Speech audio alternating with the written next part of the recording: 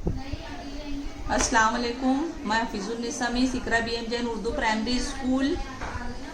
आज हम जमात दुआम का रियाजी का मजमून पढ़ने वाले हैं। हमारे उन्वान का नाम है अददों का छोटा बड़ापन। इससे पहले बेटा हमने एक हिंदी से अदद में सीखे थे। आज हम दो हिंदी से अदद का सीखेंगे, है ना। ये जो है ये 6 है और ये है 42। ये दो हिंदी से अदद है, ये दो हिंदी से अदद है, ये एक हिंदी से अदद है। अब हम इसमें मालूम करेंगे कि अदद कौन सा छोटा है कौन सा बड़ा है। इससे पहले वाली वीडियो में हमने अलामतें देखे थे बेटा, इसी 2 अलामतें है ना, ये छोटे और बड़े को जाहिर करती है। अब इसमें हम आसानी से पहचान लेंगे कि कौन सा अदद बड़ा है। तो मगरमच्छ जो है वो बड़े अदद को खा लेता है।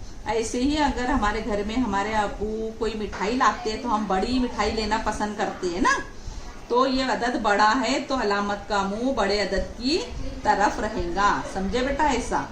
अब अगर दोनों अदद, जिस अदद की दहाई का हिंदसा बड़ा वो अदद बड़ा होता है। ये देखो अभी मेरे पास ये है 35 और ये है 42, दिखाई दे रहा बेटा। 3 दहाई 5 35, 4 दहाई 2 42। अब इसमें ये दोनों 2 हिंदी से अदद है, ये भी 2 हिंदी से है, ये भी 2 हिंदी से है। अब हम इसमें पहचानना है कि बड़ा अदद क्या है। तो जिसकी दहाई बड़ी वो अदद बड़ा। देखो यहाँ है 3 दहाई और यहाँ है 4 दहाई। अब 3 दहाई बड़ी है कि 4 दहाई बड़ी है? 4 दहाई बड़ी है।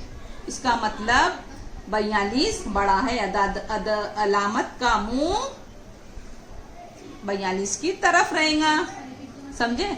अगर 2 हिंदी से अदद है तो हम आसानी से मालूम कर सकते, जिसकी दहाई बड़ी वो अदद बड़ा, जिसकी दहाई छोटी वो अदद छोटा, समझे बेटा। अब अगली मिसाल,